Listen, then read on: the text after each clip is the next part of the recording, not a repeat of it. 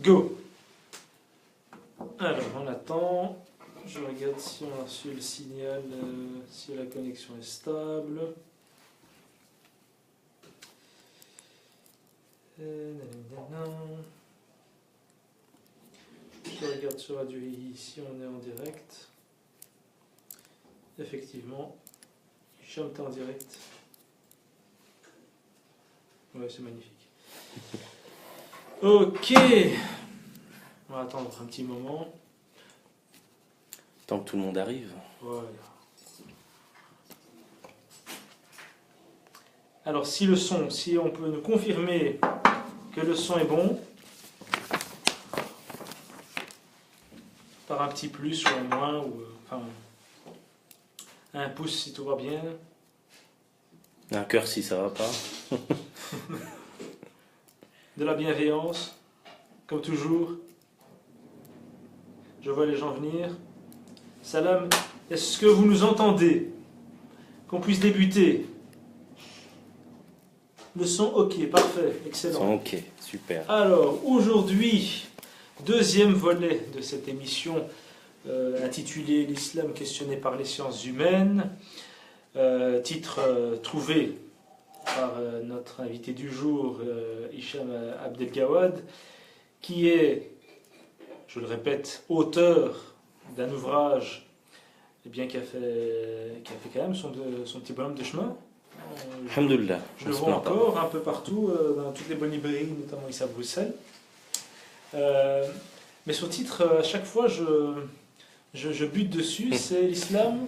Les questions que les jeunes se posent sur l'islam, itinéraire d'un prof. Voilà. Aux éditions La Boîte à Pandore. Aux éditions La Boîte à Pandore. Alors effectivement, merci, donc tout le monde revient. Ton ouvrage est toujours disponible et peut être consulté, acheté, n'est-ce pas, par les membres et éventuellement débattu sur le groupe. Évidemment, c'est un espace fait pour cela et nous remercions les membres qui participent en ce sens de manière constructive et bienveillante. Et bien, de continuer à alimenter ce groupe en informations utiles afin qu'on puisse tous en profiter, parce que c'est quand même l'objectif, c'est l'objectif premier de Radio II. C'est aussi de plaisanter, mais aussi de plaisanter sérieusement. D'ailleurs aujourd'hui on va être sérieux, je ne pense pas qu'il y aura une grande part de plaisanterie. Non, pas vraiment. C'est le ton un petit peu des émissions, bon il y a quelques émissions évidemment, on essaie un peu de rire, mais avec un message quand même sérieux derrière. Enfin, en tout cas on espère que ce sera perçu comme tel.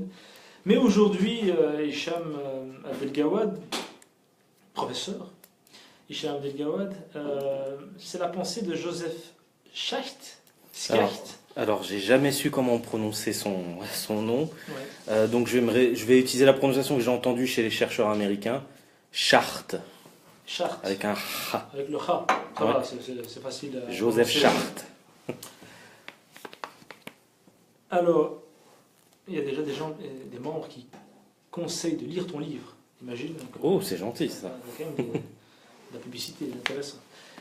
Bien, alors on avait abordé la pensée, quelques travaux de Goldziher, de Laurentius de Goldziher, qui avait, selon toi, initié l'islamologie moderne. Tout à fait. Et bien, dans la continuité de Goldziher, il y a cet auteur que nous allons aborder aujourd'hui et que je vais te laisser nous présenter. Et les membres qui assistent au direct pourront poser leurs questions. J'essaierai de sélectionner les questions du mieux que je peux. Je prendrai les questions évidemment les plus pertinentes, parce qu'évidemment le temps nous est quand même limité. On a jusqu'à minuit? Oui, minuit et demi même. Minuit et demi, on peut déborder. Oui. On pourrait, hein, ceci dit, on rigole, mais... De toute façon, on fait pas mal d'émissions, tu as bien vu, hein, ça prend 2 heures, 3 heures. Ouais, on sait quand on commence, entre guillemets, même quand on commence on ne sait pas. Et on finit à des heures incroyables.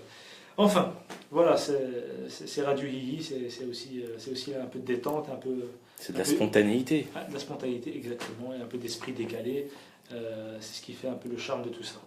Voilà, alors je vais te laisser inaugurer cette émission, professeur Hicham Abdelgawad, par rapport à notre penseur du jour.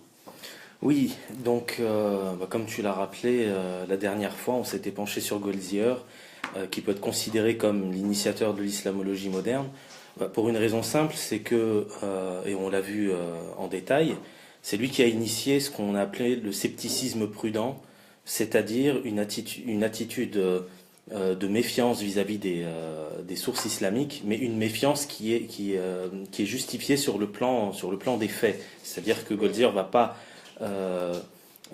émettre des doutes sur la tradition islamique gratuitement. Il va faire un certain nombre d'observations factuelles et il va en tirer certaines conséquences. Donc évidemment, je ne vais pas m'épancher sur le cas de Goldziher. J'invite les auditeurs qui auraient raté l'épisode de le revoir, tout simplement.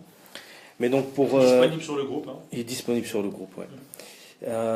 Et donc pour la suite, j'ai choisi donc ce personnage donc de Joseph Charte pour deux raisons. J'aurais pu en prendre d'autres, mais celui-là, pourquoi? D'abord parce que il a eu une influence considérable, notamment sur la question des hadiths, ce qui est assez ironique quand on va le voir, parce que son point d'intérêt, c'était pas forcément les hadiths à la base, mais en tout cas, il a eu donc cette influence notoire sur la façon dont on a perçu les hadiths. Et deuxième des choses, c'est que ça a été l'un des premiers à prendre vraiment au sérieux ce que Goldziher a dit. Parce que ce que j'ai dit la dernière fois, c'est que Goldziher aujourd'hui il est considéré comme le père de l'islamologie moderne, mais ça n'a pas été le cas dès le début. Au départ, les thèses de Goldziher, elles étaient pas vraiment prises en compte par la plupart des islamologues. C'est Charte qui va le premier gueuler un coup, entre guillemets, et mais vraiment mettre en avant la première brique qui a été celle de Goldziher. Donc avant de se pencher sur les thèses de Charte, peut-être quelques mots sur le personnage en lui-même. Donc Charte, c'était un islamologue d'origine allemande qui a été naturalisé anglais après son départ de l'Allemagne, parce que l'Allemagne commençait à devenir nazie. Alors donc lui, il n'était pas juif, donc il n'était pas spécialement concerné par, je dirais, les persécutions, mais l'idéologie nazie ne lui convenait pas, et donc à un moment donné, il est parti s'installer en Angleterre. Mais avant ça, il démarre ses études d'abord en langue romane. Il finit par se tourner vers les langues sémitiques. Il se spécialisera dans la langue arabe. Et donc, c'était un grand universitaire. Hein. À l'âge de 25 ans, il était déjà professeur d'université, ce qui faisait de lui le plus jeune professeur de toute l'Allemagne à l'époque. Joseph Charte, c'est aussi quelqu'un qui a beaucoup voyagé dans le monde musulman, et dans le monde musulman au sens général du terme, c'est-à-dire pas uniquement dans les pays arabes, mais aussi dans des pays d'Afrique noire. Donc il avait cette volonté de vraiment comprendre comment dans les sociétés musulmanes la jurisprudence islamique était vécue, pas uniquement chez les Arabes, mais chez toute société qui serait concernée par la jurisprudence islamique. Après son départ de l'Allemagne dans les années 30, il va d'ailleurs enseigner une partie de sa vie en Égypte et en Algérie. Donc déjà rien que là, je reviens un petit peu avec cette idée de briser le cou à certaines idées reçues sur les islamologues. C'est que là on a l'exemple de quelqu'un qui s'est donné la peine d'apprendre la langue arabe, les langues sémitiques même en général, et qui n'est pas resté bloqué dans sa bibliothèque. Il est vraiment parti dans les pays arabes, il a même enseigné. Une recherche de terrain. Il a fait une recherche de terrain, oui, tout à fait. Donc c'est quelqu'un qui a beaucoup voyagé. C'est aussi quelqu'un qui a lu à peu près tout ce qui a été écrit sur la jurisprudence islamique. Sa bibliothèque était immense. D'ailleurs, après sa mort, ça s'est terminé devant les tribunaux pour savoir qui hériterait de la bibliothèque de Joseph Charte. Et c'est ce qui fait d'ailleurs que quand on lit son travail, absolument tout y est référencé. Donc la dernière fois, j'ai vu des commentaires qui disaient voilà, moi j'aime bien quand tout est référencé. Avec Charte, on est servi, et même plus que servi. Si on peut considérer Goldziher comme étant le père de l'islamologie moderne, on pourrait considérer Charte comme le père de l'approche hypercritique. C'est pas tellement que lui-même a été hypercritique, mais quand on regarde les thèses donc, de la frange hypercritique de l'islamologie qui va lui faire suite, quasiment tout le monde se réfère aux travaux de Charte.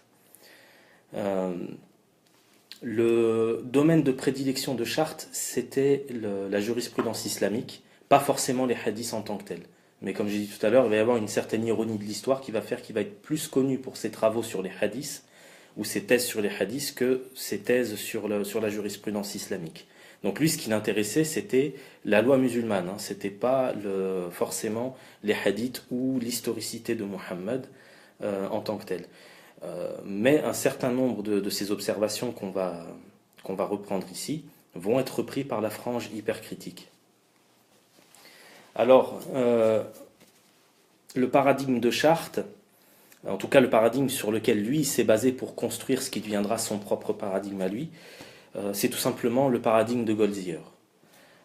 Il le dit directement dans son introduction, qu'il prend les théories de Goldziher au sérieux, et que donc de son point de vue, les hadiths ne représentent pas de façon générale l'islam de Muhammad, mais reflètent l'état des débats durant la période classique. Étant donné que lui il s'intéresse à la jurisprudence islamique, ça veut dire que de son point de vue, les hadiths à portée juridique ne remontent pas à Muhammad, mais témoignent des débats qui avaient lieu durant la période classique, donc disons à partir du IIe siècle de l'Hégire.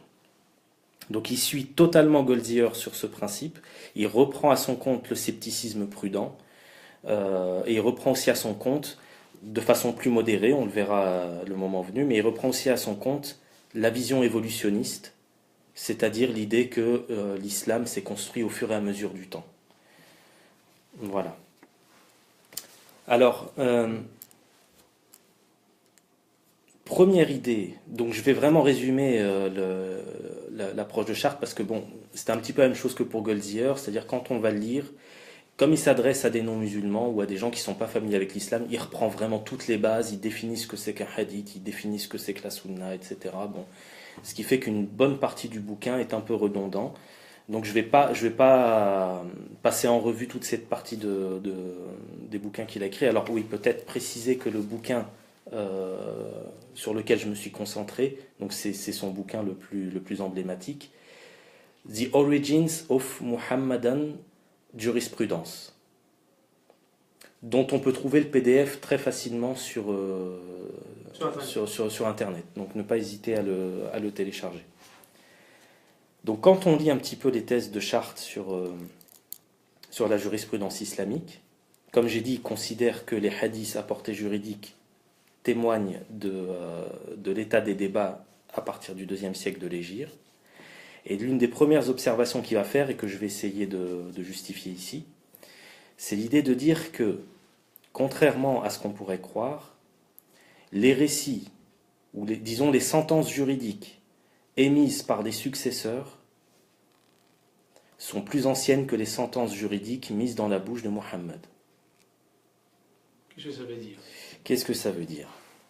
Ça veut dire que quand on va lire une sentence juridique, les sentences juridiques qui remontent par exemple à l'imam Malik ou à des juristes de son époque, mais qui ne remontent pas jusqu'au prophète, sont en vérité plus anciennes et donc plus authentiques, entre guillemets, que des sentences juridiques qui remontent à Muhammad. Donc en fait, on trouve chez lui une inversion totale de ce dont on a l'habitude. L'idée que les traditions qui font intervenir des successeurs sont apparues en premier, que ensuite les traditions qui remontent aux compagnons sont apparues, et que c'est seulement tout à la fin que des traditions attribuées aux prophètes sont apparues. Alors comment est-ce qu'il justifie ça ? Il va surtout s'appuyer sur les travaux de Shafi'i, et il va noter... Kitab al-Umm. Kitab al-Umm, oui. Risala aussi. Oui, parce qu'il y a justement un membre qui a signalé ça à l'instant. Oui. Donc avant Shafi'i, les écoles de pensée se définissaient surtout par leur lieu géographique.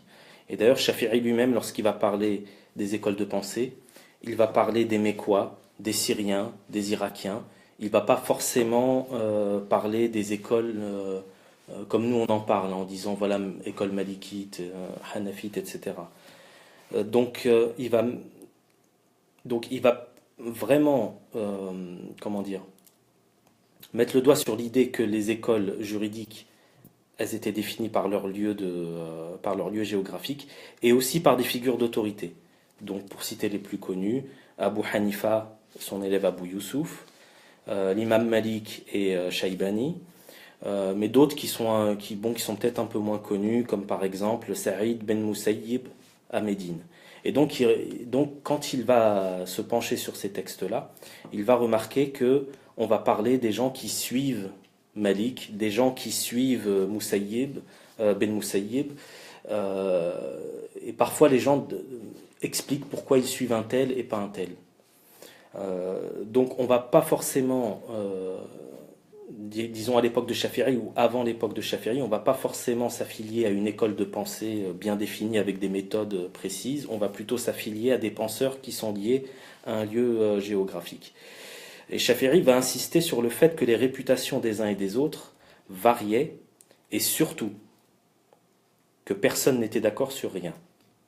Donc on avait une variété de penseurs, une variété de juristes disséminés un peu partout dans l'Empire musulman, et chacun avait un petit peu son opinion sur les aspects de l'islam.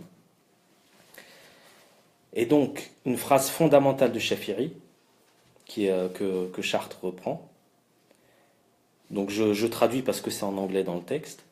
Grâce à Dieu, j'ai toujours soutenu, donc c'est Shafi'i qui parle, grâce à Dieu, j'ai toujours soutenu sans fléchir que si une chose est rapportée du prophète de façon fiable, je ne m'aventurerai pas à la négliger, même en cas d'opposition, petite ou forte, de la part des compagnons ou des successeurs.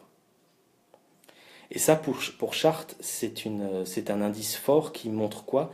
Qui montre que l'autorité du prophète vient en réaction à l'autorité présentée des compagnons et des successeurs. Vous avez des paroles de compagnons et de successeurs, et bien moi, Shafi'i, j'ai quoi? J'ai la parole du prophète. Et les paroles des compagnons et des successeurs, vous ne pouvez pas la comparer aux paroles du prophète.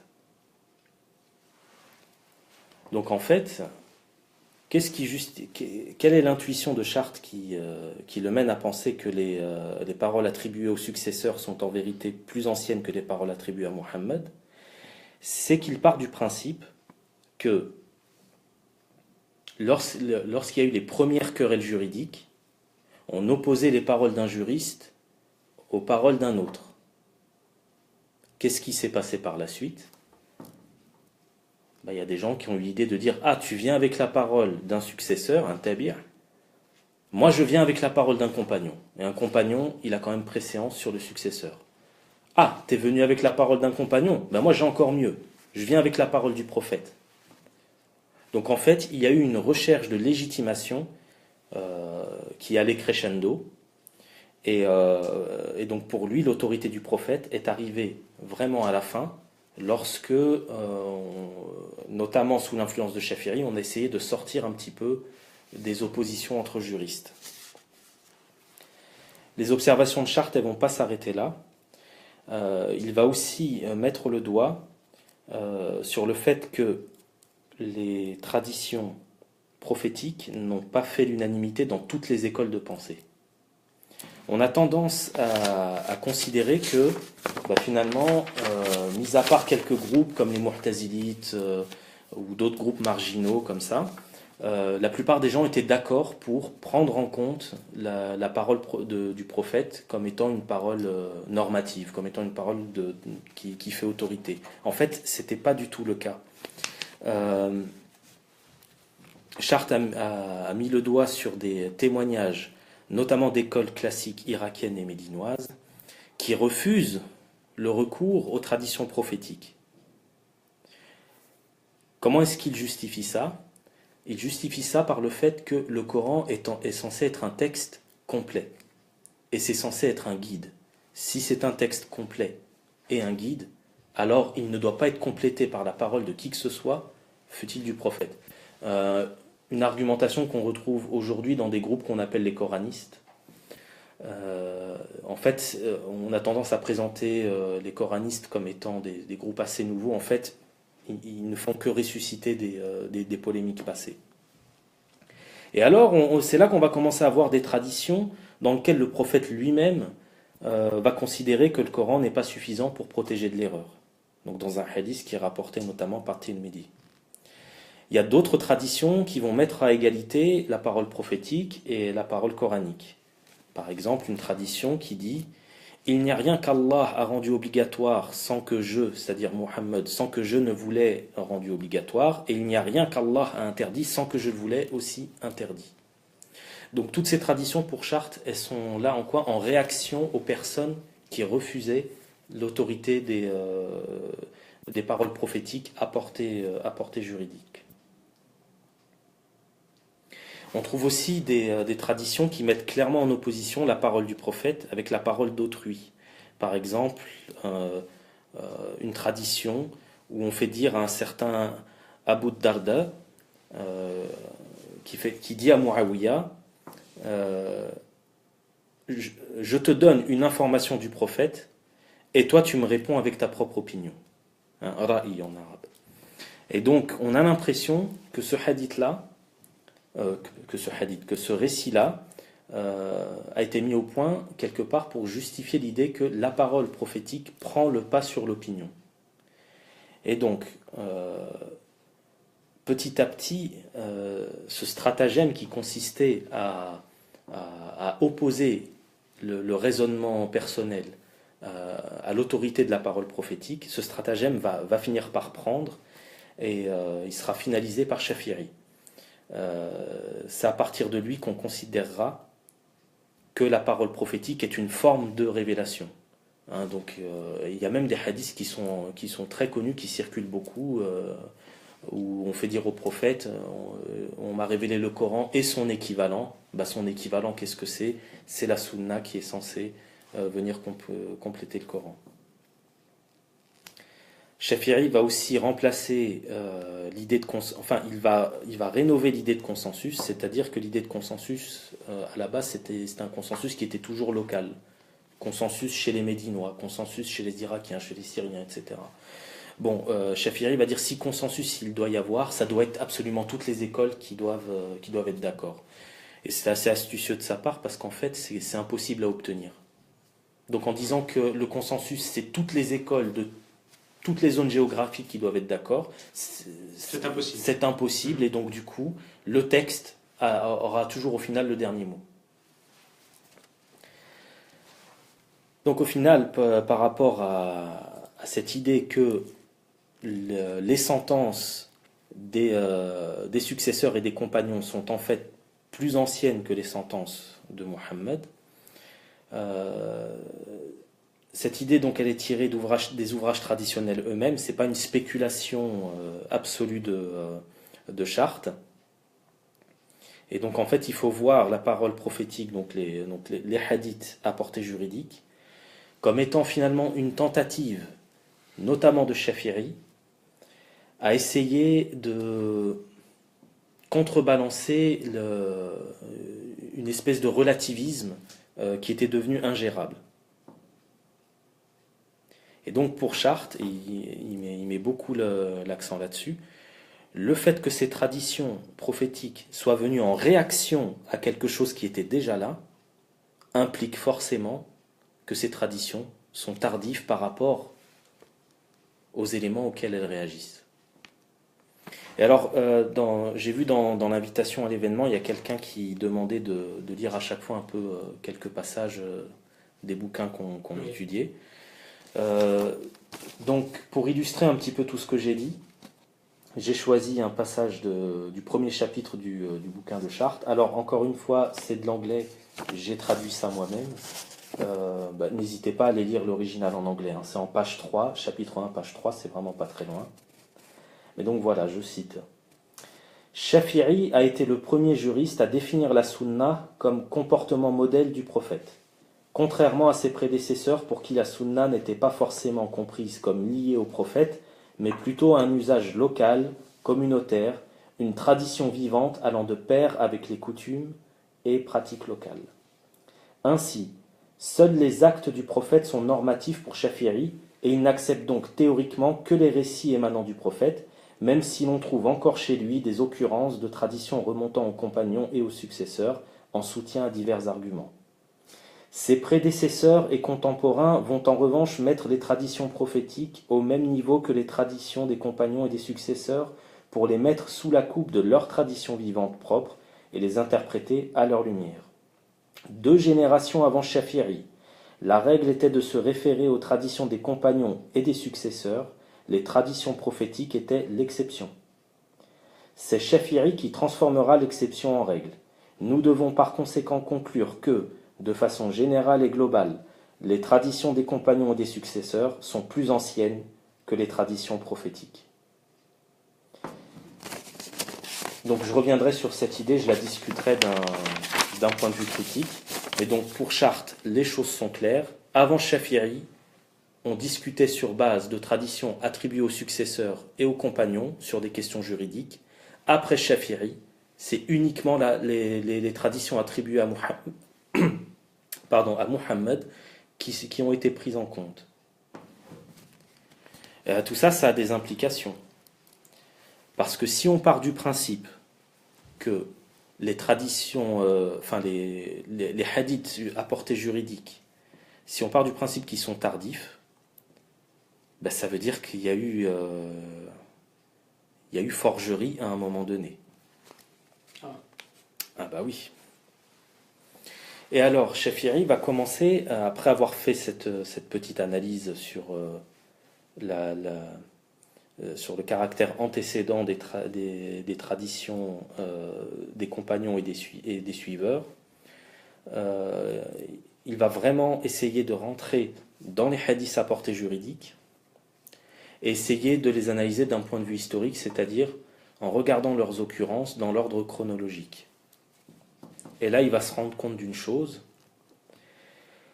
c'est que plus on avance dans le temps, donc ça Goldziher l'avait déjà vu, plus on avance dans le temps, plus le nombre de traditions augmente, mais en plus on trouve des traditions, disons qui coupent court à certaines discussions juridiques. On trouve ces traditions dans des recueils tardifs, mais pas dans des recueils anciens. Et ça pour lui c'est bizarre, on va voir pourquoi.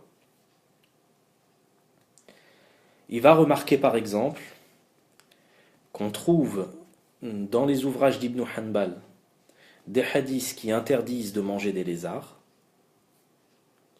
Donc l'idée qu'il y aurait eu une tribu qui aurait été transformée en lézard et que donc du coup il ne faut pas manger de lézard, c'est haram, parce que on est à la limite du cannibalisme. Il trouve ces hadiths chez Ibn Hanbal, mais il n'en trouve pas de traces ni chez Shafi'i, ni chez Malik.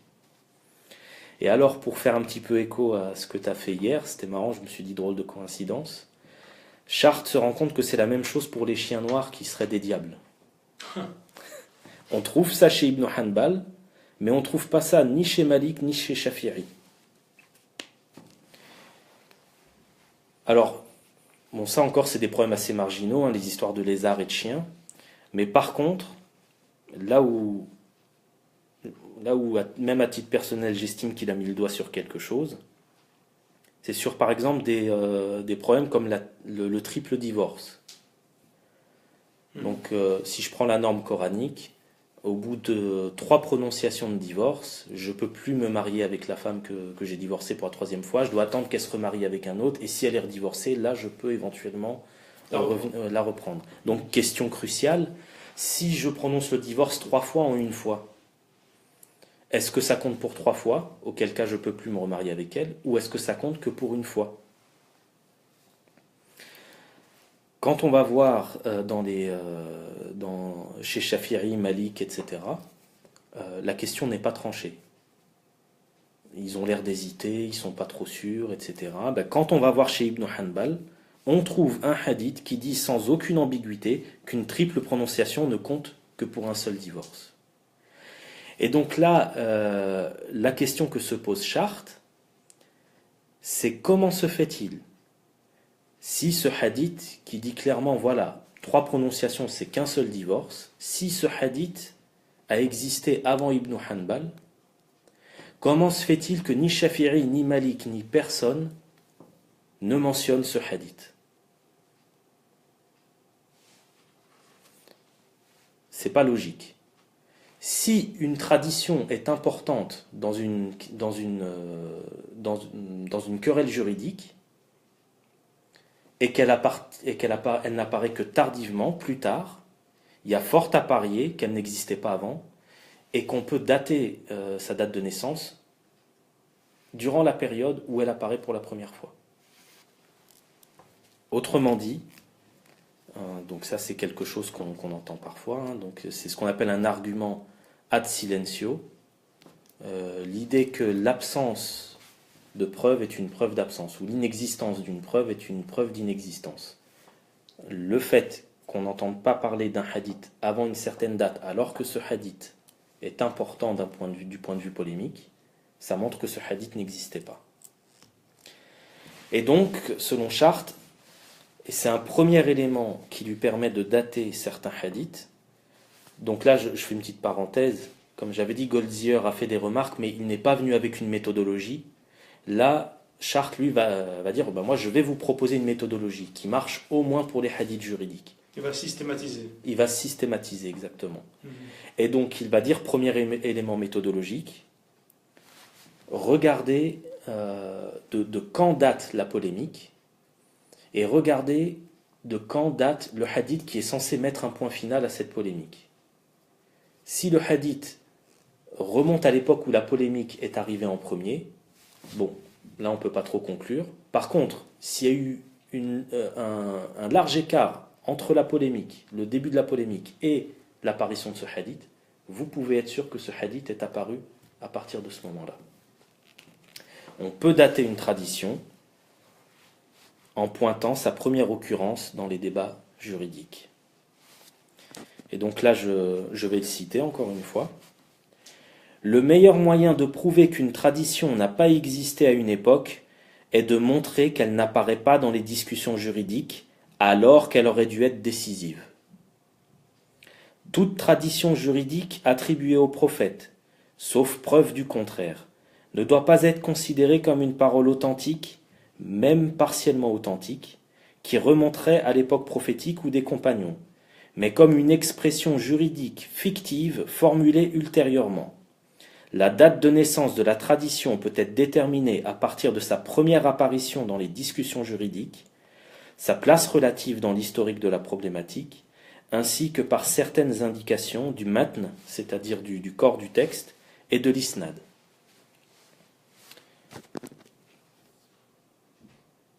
Un autre exemple, on va trouver chez Abu Hanifa et chez Malik l'idée que les compagnons étaient tous d'accord pour dire que la prière de l'aube, elle se fait quand on voit le soleil. Plus tard, chez Ibn Hanbal, on trouve un hadith qui dit la prière de l'aube, c'est avant le lever du soleil. Et donc pareil, Charte dit, mais si ce hadith avait existé à l'époque d'Abu Hanifa et Malik, ils ne se seraient pas plantés comme ça. Ils n'auraient pas pris la parole d'un compagnon à la place de la parole du prophète. Ils auraient dit, voilà, le prophète nous a dit, c'est avant le lever du soleil. Donc, pour lui, ça veut dire que ce hadith, voilà, la prière de l'aube, c'est avant le lever du soleil. Pour lui, ce hadith, il date de Ibn Hanbal, il ne date pas d'avant. Il faut rappeler aussi qu'il y avait énormément de hadiths à l'époque d'Ibn Hanbal, contrairement à l'époque d'Abu Hanifa ou même de Malik. Oui, c'est ça. C'est-à-dire que, c'était à foison, les hadiths qu'avait Ibn Hanbal. Oui, c'est ça. Ouais. C'est-à-dire que, des fois, j'entends dans des discussions entre musulmans, oui, Abu Hanifa, il n'aimait pas trop les hadiths, c'est pour ça qu'il les utilisait pas trop. Non, c'est pas qu'il n'aimait pas les hadiths, c'est qu'il n'y en avait pas. En tout cas, très peu. Des hadiths juridiques, en tout cas, il n'y en avait que très peu. Charte exagère un peu, je reviendrai là-dessus tout à la fin. Il va dire qu'il n'y avait pas de hadith du juridique avant Shafi'i. Il exagère un petit peu, mais c'est clair qu'il y en avait beaucoup moins qu'à partir d'Ibn Hanbal, où là ça a vraiment explosé. Mais ça a explosé pourquoi ? Parce que Shafi'i avait réussi à convaincre ses contemporains que la parole du prophète était l'autorité suprême. Donc tout le monde en a profité. C'est pour ça que Abu Hanifa aussi avait utilisé le ra'i, donc le raisonnement personnel, du fait de l'absence du hadith.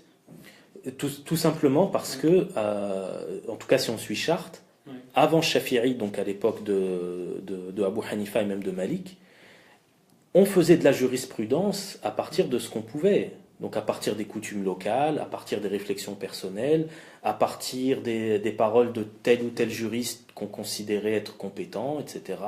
Jusqu'au moment où, je dirais, la, la force des polémiques a fait que des gens ont dit non, moi je vais aller chercher une autorité supérieure. Donc c'est là que l'argument d'autorité a commencé à faire à son apparition. Je prends une parole d'un compagnon. Ah t'as pris une parole d'un compagnon, moi je vais prendre une parole du prophète, qui dit mieux. Est-ce qu'il est possible de faire une sociologie du savoir de cette période-là, justement, savoir comment, dans l'entourage d'Abu Hanifa, dans l'entourage de Malik, le savoir se diffusait?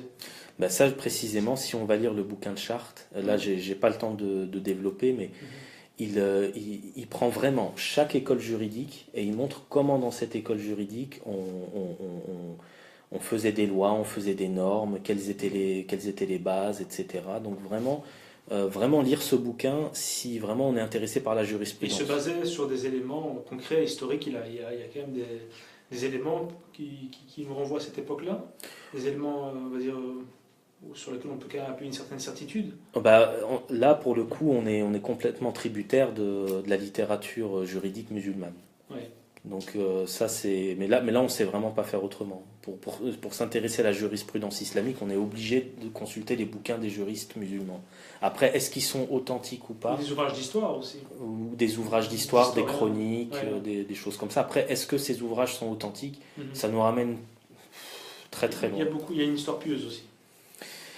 Il y a fort à parier qu'il y ait une histoire pieuse. Il y a aussi le fait qu'il faudrait voir quels sont les manuscrits les plus anciens de ces bouquins-là. Donc moi je me suis renseigné ne serait-ce que pour le Sahih Bukhari. Les manuscrits les plus anciens de Sahih Bukhari, c'est probablement 15e siècle. Oui. Donc c'est-à-dire 6 siècles après la mort de Bukhari. Et pour les plus optimistes, parce que j'en ai discuté avec quelques collègues, il y en a qui placeraient ça plutôt au 12e, 13e siècle. Mais ça fait déjà une marge par rapport à Bukhari. Donc si un bouquin aussi important que Bukhari, on n'a pas de manuscrit, on n'a pas retrouvé de manuscrit avant le 15e siècle, ou alors si on est optimiste, 12e siècle, des bouquins, oui, comme le Risala de Shafi'i, etc.,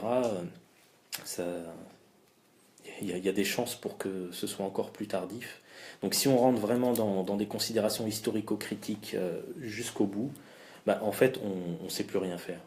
On ne sait plus rien faire. Mais je pense qu'il y a, en tout cas, Charte va vraiment pointer les différences entre ce que les Médinois pensaient, ce que les Irakiens pensaient, ce que les Syriens pensaient, les noms d'oiseaux qui s'envoyaient, etc. Donc tout ça, on retrouve ça chez Charte. Très bien. C'est une petite incise. Pas de problème.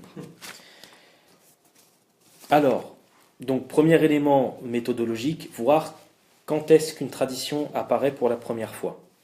Deuxième élément méthodologique proposé par Charte, qui est peut-être qui est subtile, qui est intelligente, mais peut-être un peu plus spéculative, c'est l'idée de regarder à l'intérieur du hadith, donc dans le matn, dans le texte, voir si un hadith semble répondre à un autre. C'est-à-dire qu'il a dans son idée que les juristes sont en train de débattre. Et ils débattent à coup de quoi? À coup de hadith. Donc si on a un hadith qui semble répondre à un autre, il y a des chances pour que ce hadith soit plus ancien que le hadith auquel il répond, soit plus tardif que le hadith auquel il répond. Donc les traditions se répondent entre elles. Et par exemple, on a des exemples on a trouvé des exemples de coutumes qui autorisaient la prière du mort en dehors de la mosquée.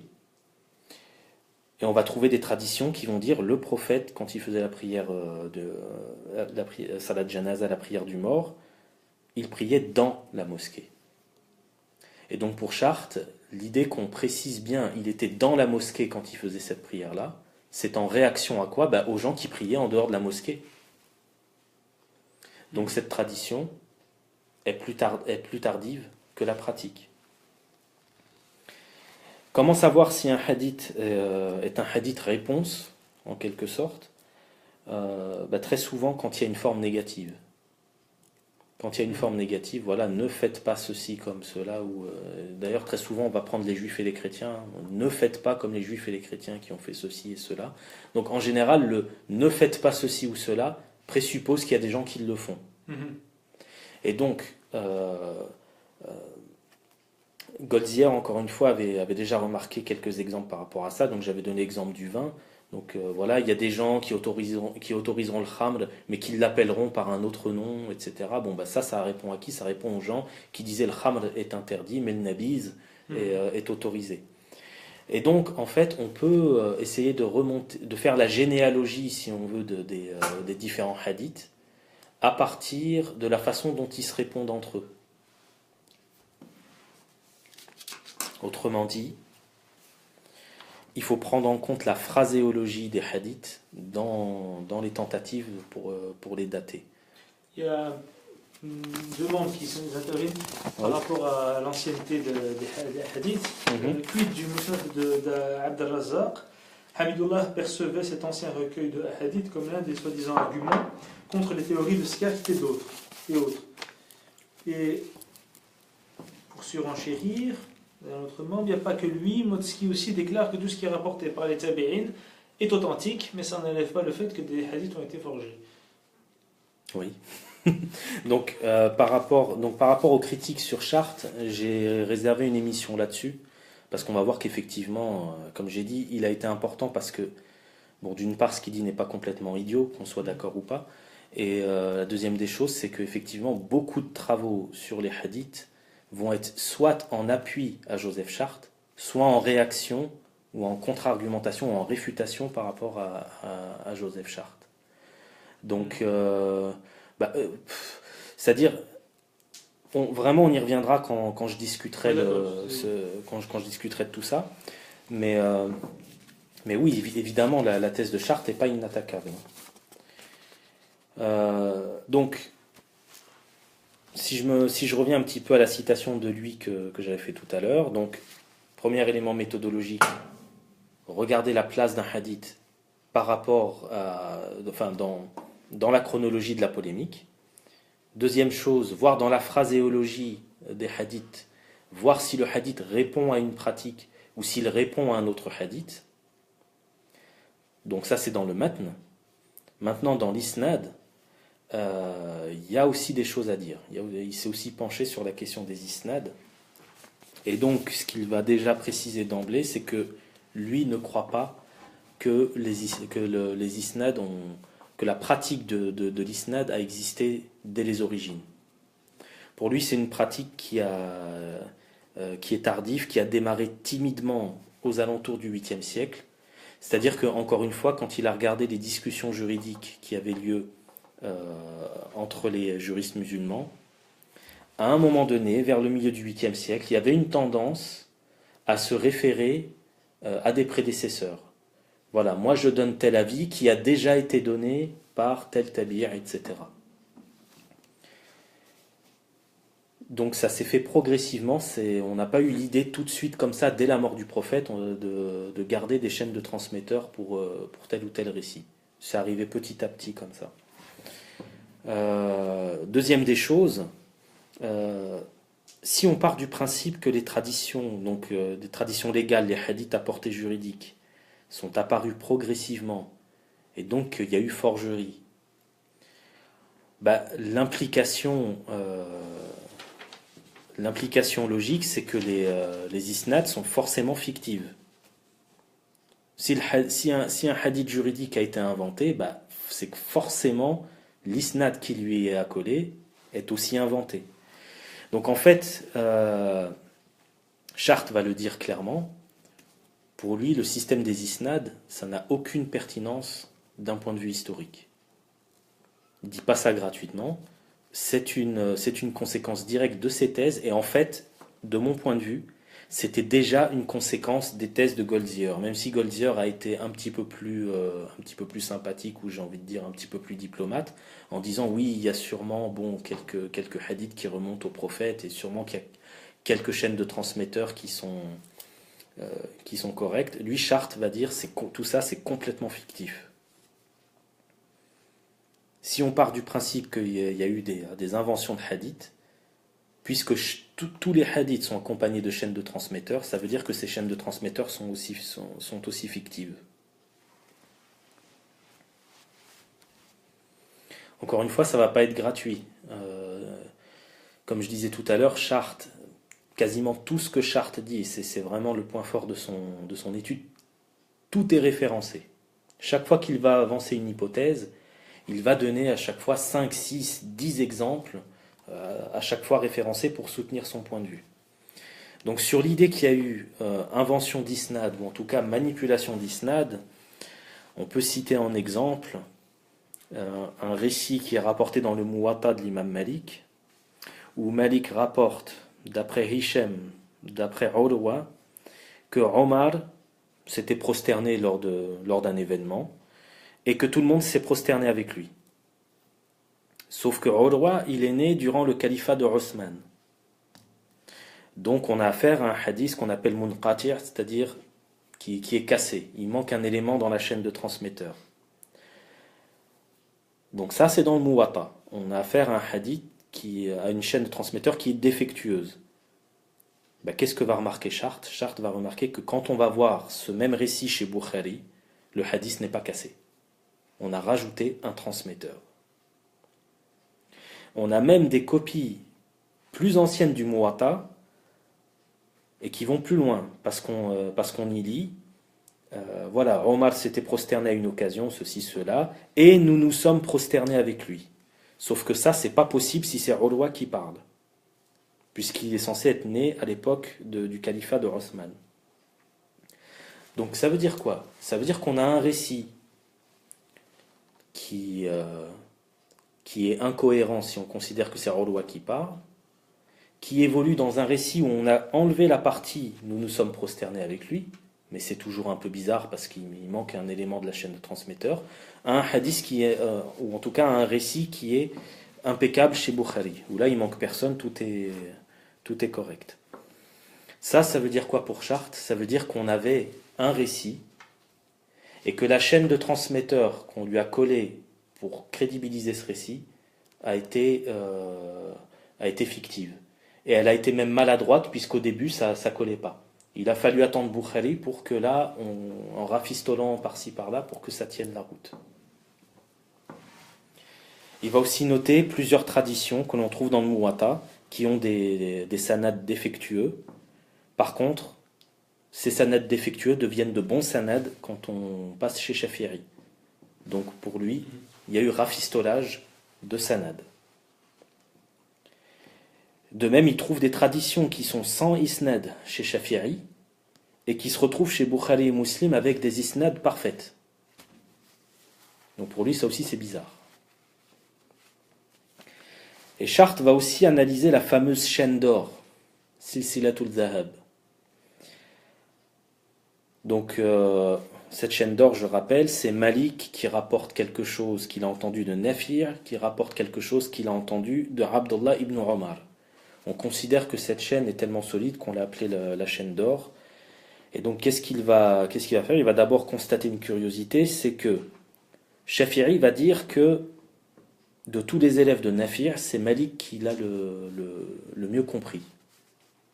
Sauf que Nafir est mort 62 ans avant la mort de Malik. Donc il y a 62 ans d'écart, on va dire en gros, entre Malik et Nafir. Ce qui fait dire à Charte que même en restant très optimiste, si Malik a connu Nafir, il l'a connu en étant petit gamin, quoi. Adolescent. Et donc Charte va même plus loin, il dit on peut même se demander si, encore une fois, si on reste optimiste et qu'on considère que Malik a vraiment connu Nafir, est-ce qu'il l'a connu vraiment en personne ou est-ce qu'il a eu accès à des écrits attribués à Nafir? Mais donc cette idée de Shafi'i qui dit que voilà, Malik c'est quelqu'un qui connaissait très bien Nafir, ça ne tient pas la route. On a déjà un élément ici qui suscite le questionnement. Ça relativise. Autre chose qu'il remarque aussi, c'est qu'il y a des traditions contradictoires qui sont attribuées à Nafir. On fait dire à Nafir un truc, puis on lui fait dire le contraire. Et troisième élément qu'il note, c'est que donc normalement, Malik, Nafir, etc., c'est censé être l'école médinoise. Or, les hadiths qui sont mis sous le patronage de Nafir, où Nafir apparaît en tant que transmetteur, souvent ces traditions-là vont contre l'usage médinois. Donc pour Charte, je rappelle ce qu'il disait tout à l'heure, ça veut dire que ces hadiths ont été rédigés en réaction à un usage qui était présent. Donc on a un petit peu l'impression que ce nafir, il est utilisé contre les Médinois, leur dire, voilà, vous faites ça, mais un savant de chez vous a dit que vous ne deviez pas le faire. Et il l'a dit comment? Parce qu'il a transmis tel hadith du prophète. Donc tout ça, ça fait dire à Charte que le nafir en question, quand il apparaît dans les chaînes de transmetteurs, on a plus affaire à un nom symbolique, un petit peu fédérateur, et probablement pas à une opinion vraiment historique ou à un chaînon vraiment historique de transmission. Donc cette amélioration progressive des sanad, il remarque aussi que elle évolue en parallèle avec l'apparition progressive de traditions. Ça veut dire que plus des hadiths apparaissent, plus les chaînes de transmetteurs sont rafistolées. Donc ça veut dire quoi? Si on prend vraiment si on tire les implications de toutes ces remarques, ça voudrait dire que plus un isnad est solide, plus il est douteux d'un point de vue historique.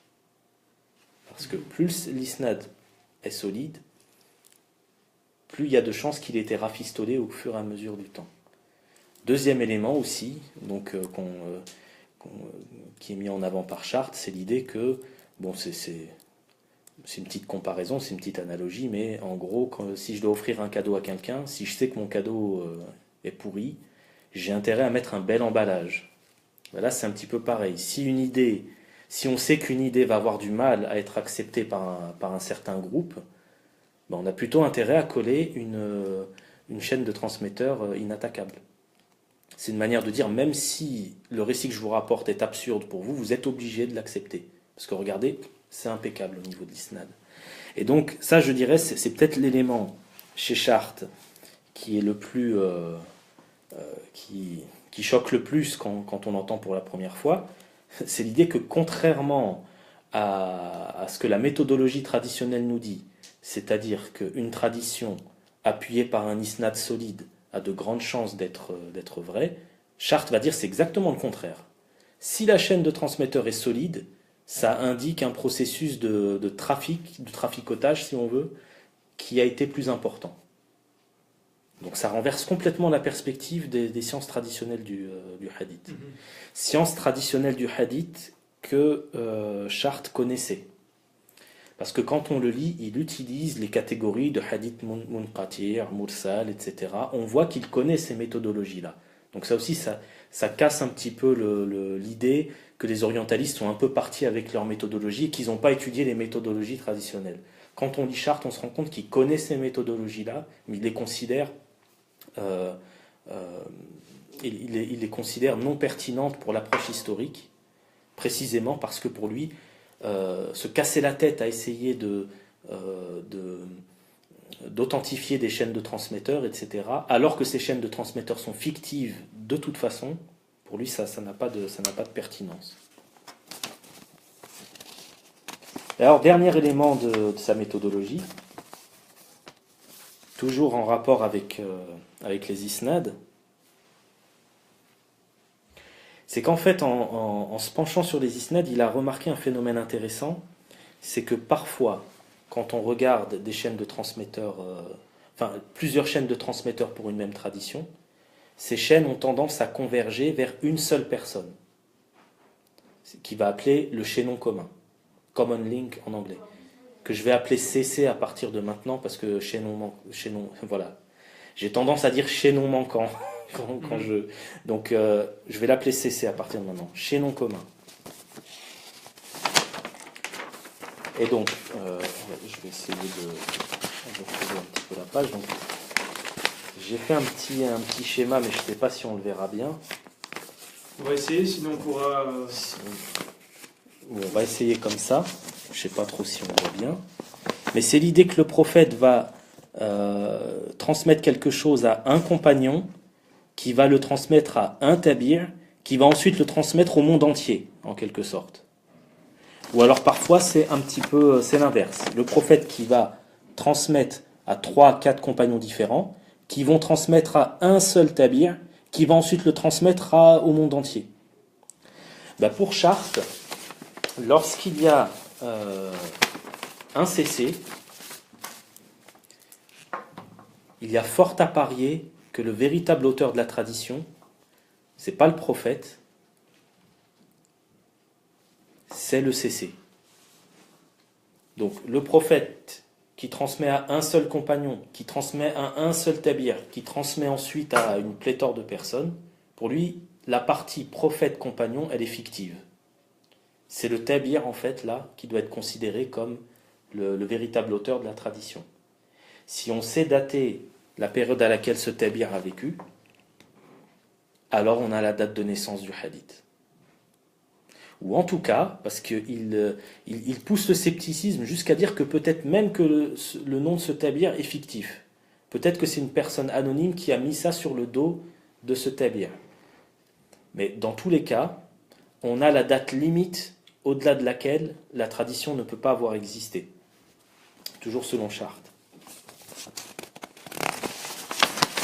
Voilà, donc si je résume les idées de Charte, donc première idée, les traditions attribuées aux suiveurs ou aux successeurs sont plus anciennes que les traditions attribuées à Muhammad, que ces traditions attribuées à Muhammad apparaissent progressivement et qu'en général, en regardant à quelle période elles apparaissent pour la première fois dans des questions où ces traditions auraient dû être décisives, si on arrive à déterminer cette période-là, on a la date de naissance du hadith.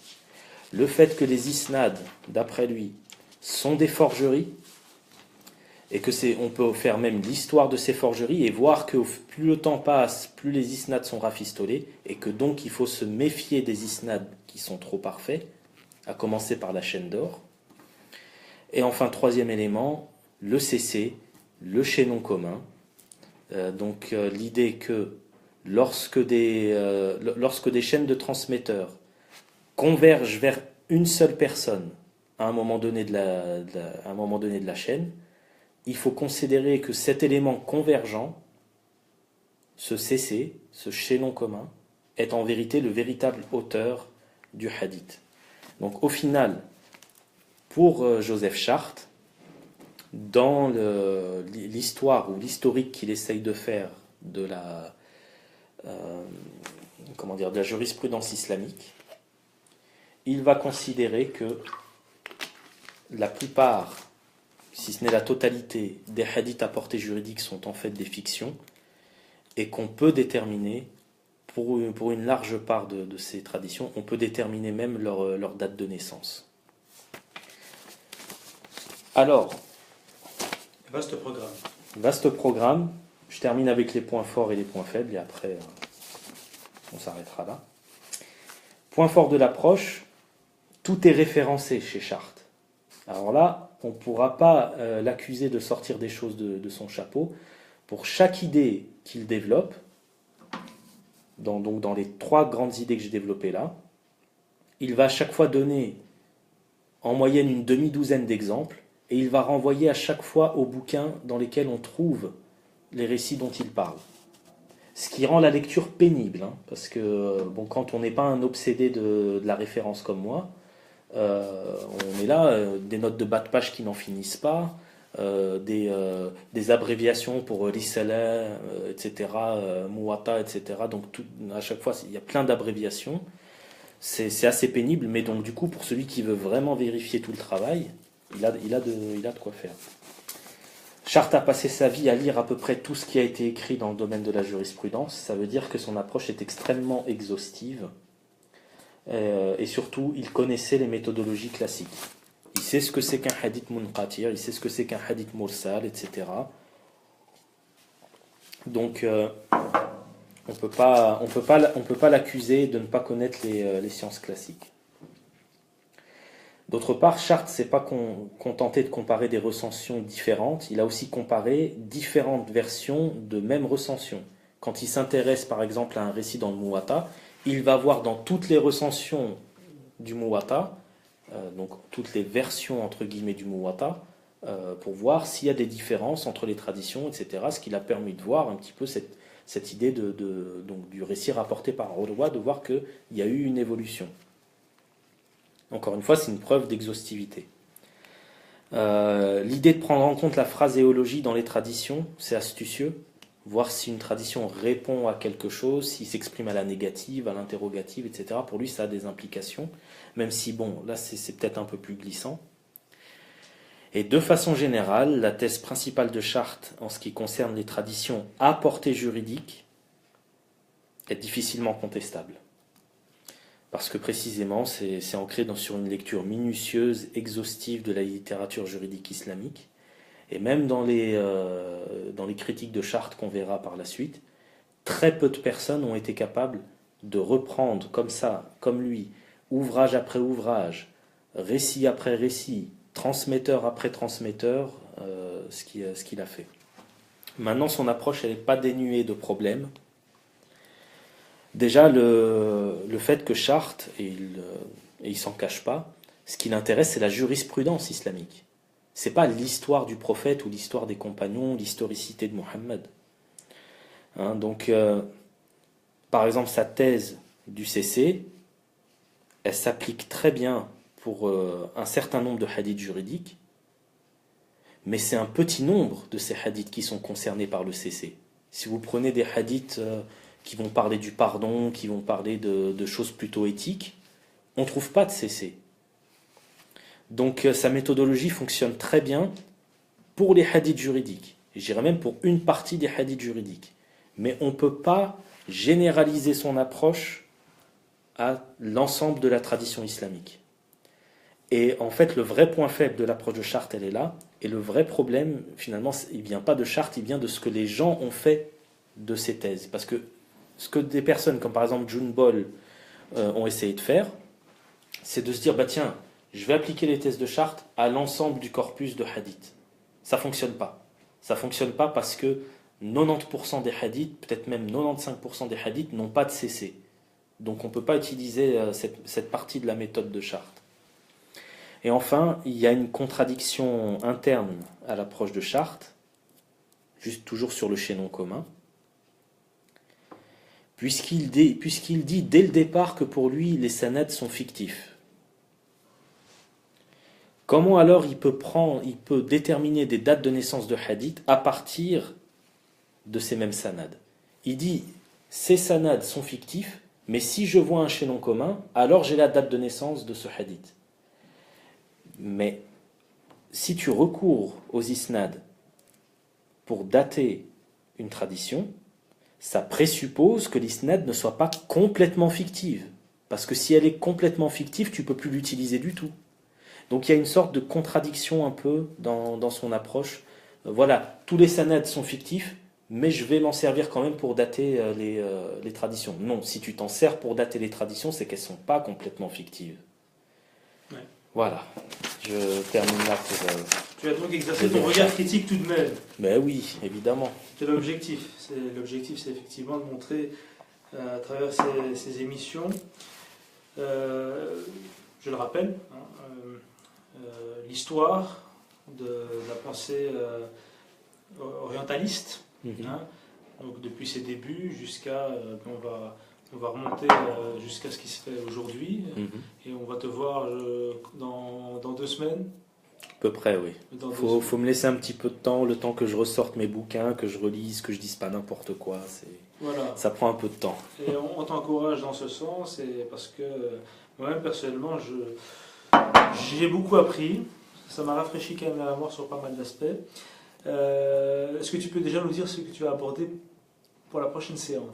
Alors, prochaine séance, je vais voir un petit peu les critiques de Chartres, donc Motzki notamment. Je vais aussi voir, donc ça va être un peu anachronique parce qu'on était censé faire une chronologie, mais je pense que c'est le bon moment de le placer. Je verrai aussi Jonathan Brown, qui est un musulman islamologue, hanbalite aussi, qui s'est spécialisé dans les hadiths. Et je pense que ça sera bien pour clôturer finalement ce volet de l'islamologie qui est l'étude du Muhammad historique et des hadiths. Ouais. Et on passera ensuite vraiment au morceau, je dirais, le plus croustillant, qui sera l'approche historico-critique appliquée au Coran cette fois, où là ça sera Un peu plus funky, disons. Très bien, eh bien merci beaucoup. Voilà, donc, tu reçois des remerciements de la part des membres. C'est avec grand plaisir. Alors, les questions pourront toujours continuer, les débats également sur le fil. Et Hicham, comme à son habitude, eh bien, répondra comme il le peut éventuellement aux commentaires. Voilà, il y a quand même pas mal de merci, hein, donc ça a plu. Oh, super, ça fait J'espère que plaisir. ça va aller dans ce sens et que ça va continuer. C'est quand même notre objectif. On essaye de partager à titre gratuit, je le rappelle. Hein, voilà. Donc, Si vous voulez faire des dons, n'hésitez pas. je vais faire un crowdfunding bientôt. On verra si un petit euro quelque part pourrait s'acheter le matériel, une bonne caméra. Enfin, on verra. Ça, c'est les plus résistants. C'est à ceux-là que j'adresse cette parole. Enfin, en tout cas, merci beaucoup. Une très bonne soirée à vous et ça continue. Salut, salut. À bientôt. Salam alaikum.